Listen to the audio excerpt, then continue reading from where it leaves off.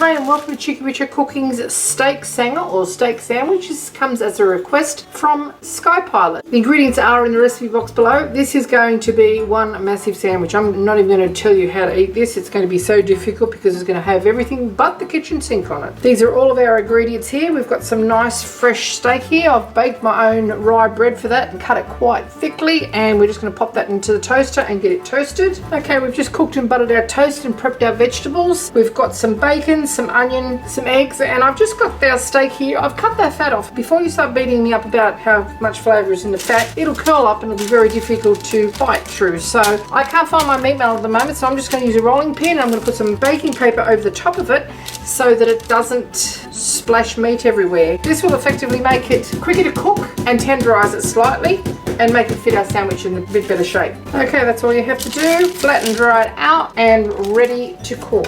We're just going to cook it in a little butter because I really like the flavour of the butter. We'll put that to one side. While it's cooking, we'll actually assemble our sandwich.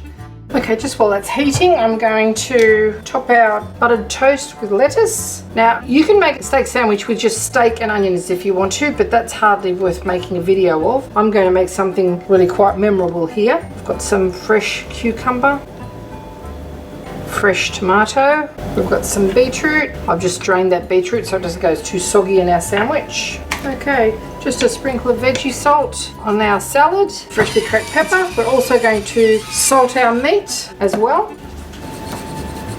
and that'll give it a nice crust. A bit of pepper in that as well. Okay, it's in with our butter. Our pan is quite hot now, and we're going to drop our steak in there now as well. It's going to be really quick to cook. Our bacon can go in there and get a bit of colour on it. Everything's better with bacon. Okay, got a bit of colour on that now. We're just going to turn it over. Throw in our onions. Now, I don't like my onions all cooked up. I like them just sort of still a bit firm, and Richo is the same. If you want to cook into oblivion, by all means go that way, but we don't like them all black and bitter. So we need a little bit of colour on that. A little bit of butter to help that process. Okay, the steak's cooked now. We're going to take that off and just rest it. We don't want it really cooked right up. We want it still nice and juicy. Put it to one side. Flip our bacon and we'll get our eggs in there next.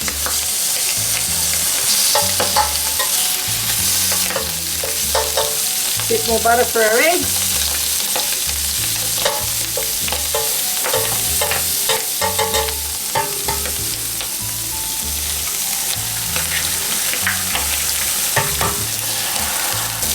Now I'm just going to pop the lid on that to steam those eggs a little bit. I don't want to cook them too fast because they'll get like verandas around them and be real crispy and tough. But we do want the yolk to be set a little bit. Now I do like to have a little mayo on my burger. Richo hates it, so he's not getting it. There's a bit of garlic aioli, a little squirt there. Okay, we'll just get our bacon out now. Pop it on top of our sandwich. Onions now. And you can still see they're still quite sweet and sticky. So sticky, they're sticking to the tongs. Okay. Just pop our cheese on top of our egg. That can be warming up a little bit. I don't particularly want to melt it, but we put our steak on. There you go.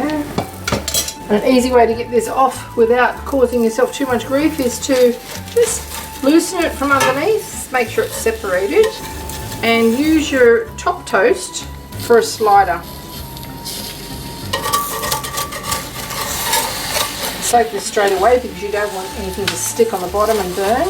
And same with the top. Now, Richo is a tomato sauce fan and I am a barbecue sauce fan. So he's getting tomato on his and I'm getting barbecue on mine. You see the cheese is melted there? Okay, and there you have it. Cheekyricho's steak sanger with the works. Okay, if you can't eat this with a knife and fork because you're never going to get your mouth around it, my suggestion is you eat it in the bath because it's going to make a mess. But I'll show you what we've got here. I hope you enjoyed this little cooking demonstration of Cheekyricho Cooking's special request for a steak sanger. If you would like to see more interesting recipes and ideas, just check out our Cheekyricho Cooking channel. And don't forget to please subscribe and do come back and visit us again soon. We have so much more to show you and we're uploading lots of videos.